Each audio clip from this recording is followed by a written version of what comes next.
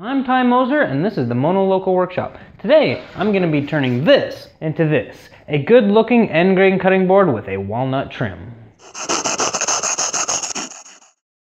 I'm going to be taking this butcher block section that I got from installing a large countertop at a friend's house. I'm going to be turning it into a end grain cutting board. I wanted my cutting board to be about the same size of the original butcher block. So I just stuck it in between the table saw fence and the blade and got my measurement. I then just continued to cut all of the butcher block that I had into small strips. I watch a lot of the videos from MTM Wood, and what he does is he makes end grain cutting boards generally. And one of the tricks that he uses during his glue ups is he uses 2 PVC pipes to slide everything around on.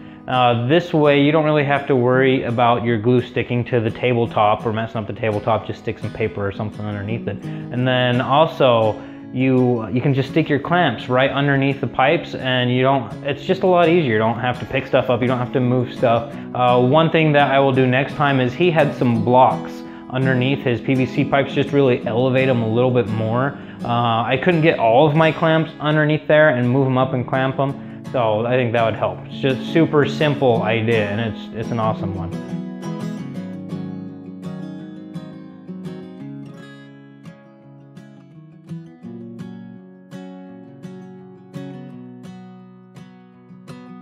So after everything was glued up and clamped up, I just scraped off the paint using a paint scraper, or you can use a card scraper or sand if you want.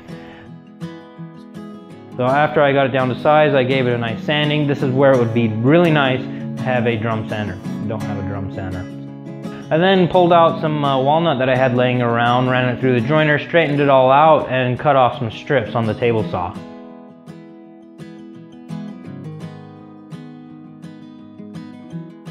Glue it all back up and glue it back together.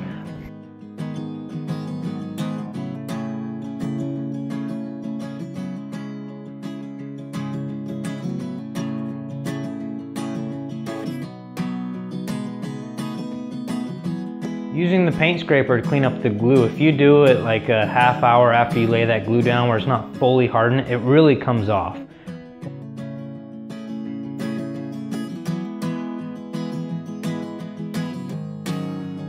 And using a 1/4 inch round over bit, I just rounded over the whole top of the cutting board. Then using a 1/2 inch core box bit on my, my routing table, it's really just a 1/2 inch round bit. I gave the cutting boards some nice handles, something that you can grab them with, and then just kind of sanded everything down.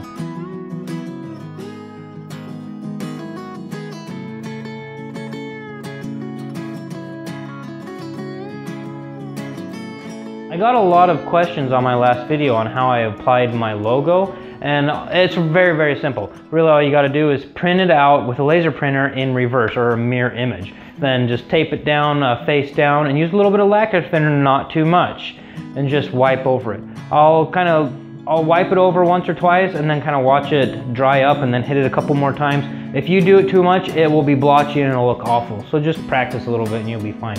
I went and picked up some mineral oil, which is food safe, and I oiled the crap out of everything. I let it soak in for a long time. By the time I was done, I wiped it all off, and I had to keep going back out there and wiping it back off because it just kept soaking out.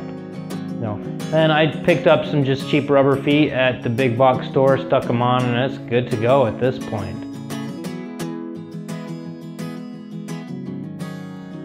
Thanks for watching. I hope you enjoyed this video, and if you haven't already subscribed, then you might want to do so. And the reason being is I'm going to be giving away a mallet that I made in my last video. So click the subscribe link, check out the video.